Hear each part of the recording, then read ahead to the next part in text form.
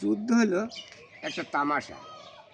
পৃথিবীতে যে সকল রাষ্ট্রপ্রধানরা যুদ্ধের ঘোষণা দেন, যুদ্ধের ঘোষণা দেওয়ার পরে তিনি নিরাপদ স্থানে চলে যান।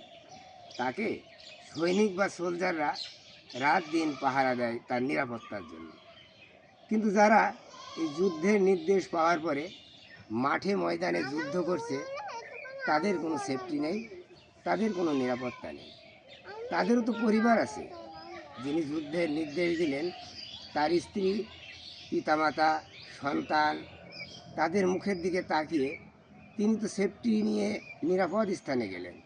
কিন্তু একজন সৈনিক বা একজন সোলজার, তার নিরাপত্তাটা কোথায়?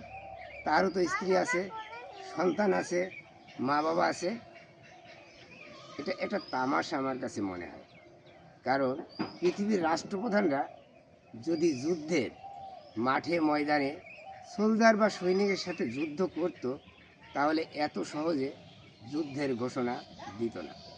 সে তো সবসময় নিরাপদ স্থানে আছে, কিন্তু কখন উপর থেকে একটা বোম বা শত্রুপক্ষের একটা বুলেট তার জীবন কেড়ে নেবে, তার পরিবারটা তছনছ হয়ে যাবে।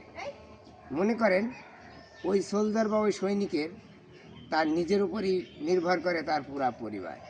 কিন্তু একজন রাষ্ট্রপ্রধান বা যিনি যুদ্ধের ঘোষণা দিলেন, তার নির্ভর কিন্তু তার পরিবার তার উপরে করে না।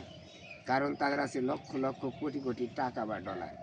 কিন্তু একজন সোলজার বা সৈনিকের তা নেই। কিন্তু কেন এই যুদ্ধ? আসুন, পৃথিবীর সকল সৈনিক, সকল সোলজার যদি একবারে বলতো, পৃথিবীতে যদি একটা আইন থাকতো যে যিনি যুদ্ধের নির্দেশ দেবেন তাকেও সোলজারের সাথে মাঠে ময়দানে যুদ্ধ করতে হবে। যদি মৃত্যু হয়, একজন সোলজারও হবে, নির্দেশদাতারও হবে। কিন্তু সেটা না।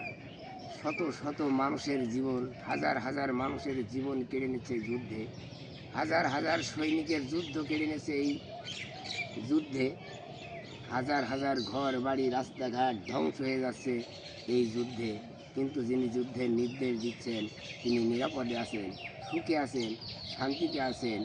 তাই বলি, আসুন এই যুদ্ধ বন্ধ করি। আর যুদ্ধ যদি করতেই হয়, তাহলে ওই রাষ্ট্রপ্রধান বা ওই যুদ্ধের নির্দেশদাতাকেও মাঠে ময়দানে সোলজার বা সৈনিকের সাথে যুদ্ধ করতে হবে, তবেই যুদ্ধ হবে। তা না হলে, আমি আবারও বলছি, এই যুদ্ধ বন্ধ করেন। মানুষের রক্ত দিয়ে আর মাটি ভিজায়েন না। মানুষের ঘর বাড়ি ধ্বংস করে মানুষকে নিঃস্ব করে দিয়েন না। যুদ্ধ বন্ধ করেন, সবুজ একটা পৃথিবী তৈরি করেন, শান্তির একটা পৃথিবী তৈরি করেন।